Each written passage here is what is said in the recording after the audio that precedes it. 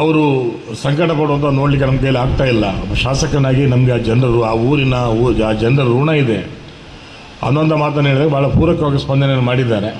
Hostel ಸ್ವಲ್ಪ delay ಆಗುತ್ತೆ ಶೆಟ್ರೆ, ಆದರೆ ಬಾಕಿ ವ್ಯವಸ್ಥೆ ನಾನೆಲ್ಲ ಮಾಡಿಕೊಡ್ತೇನೆ ಅಂತೇಳಿ ಬಹುಶಃ ಅಲ್ಲಿಂದಲೇ ಇವತ್ತು ನಿಮಗೆ ಸೂಚನೆ ಬಂದಿರ್ಬೋದು, ನಿಮಗೆ ಫೋನ್ ಬಂದಿದೆ. ಅದೇ ನಿನ್ನೆ ಮಾತಾಡಿ ಭಾಳ ಅರ್ಜೆಂಟಾಗಿ ಆಗಬೇಕಾಗಿದೆ. ನಿಮ್ಮ ಅಧ್ಯಕ್ಷರು ಕೂಡ ಅಲ್ಲಿ ಇದ್ದರು. ನಾನು ಹೇಳುವಂಥದ್ದು ಇಷ್ಟೇ, ಭಗವಂತ ಎಲ್ರಿಗೂ ಒಂದು ಅವಕಾಶ ಕೊಟ್ಟಿದ್ದಾನೆ. ಶಾಸಕನಾಗಿ ನನಗೊಂದು ಅವಕಾಶ ಕೊಟ್ಟಿದ್ದಾನೆ. ನಾನು ಶಾಸಕನಾಗಿ ಹೊಸದರಲ್ಲಿ ಒಬ್ಬ 4-5 ಸಲ ಶಾಸಕನಾಗಿ ಮಂತ್ರಿಗಳಾಗಿ ಅಂತ ಹೋಗಿ ಕೇಳಿದೆ, ನನ್ನ ಮುಂದಿನ ನಡೆ ಹೇಗಿರಬೇಕು ಅಂತ ಕೇಳಿದಾಗ ಅವ್ರು ಹೇಳಿರ್ತಕ್ಕಂಥ ಮಾತು ನಾನು ನಿಮಗೂ ಕೂಡ ಹೇಳ್ತೇನೆ. ತಾಯಿ ಸ್ಥಾನದಲ್ಲಿ ನಿಂತು ನೀವೆಲ್ಲವನ್ನು ನಿಭಾಯಿಸಬೇಕು. ಇಲ್ಲಿ ಅಪಕ್ಷ, ಜಾತಿ, ಧರ್ಮ, ಆ ಸಣ್ಣತನ ಅಪ್ಪಿತಪ್ಪಿ ಕೂಡ ನಿಮ್ಮ ತಲೆಗೆ ಬರಬಾರದು ಅಂತಕ್ಕಂಥ ಬುದ್ಧಿ ಮಾತನ್ನು ಆ ಹಿರಿಯರು ನನಗೆ ಪುಣ್ಯಾತ್ಮ ಹೇಳಿಕೊಟ್ಟಿದ್ದಾರೆ.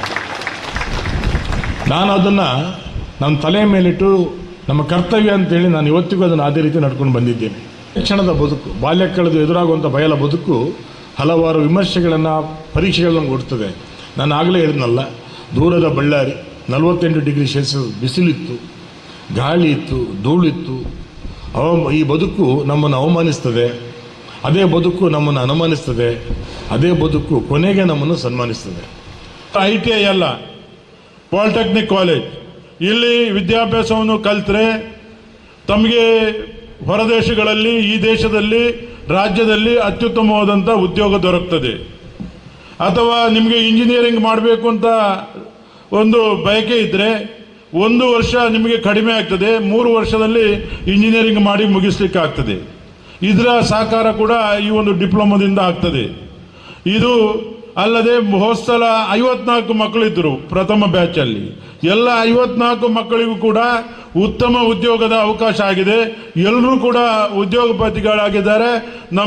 ಅವರ ಹೆತ್ತವರಿಗೆ ಒಂದು ಆಧಾರ ಸ್ತಂಭ ಆಗಿದ್ದಾರೆ. ಈ ಸಲ 135 ಮಕ್ಕಳಿದ್ದಾರೆ. ಆ 135 ಮಕ್ಕಳು ಕೂಡ ಉತ್ತಮವಾಗಿ ನೀವು ವಿದ್ಯಾರ್ಜನೆ ಮಾಡಿಕೊಳ್ಬೇಕು.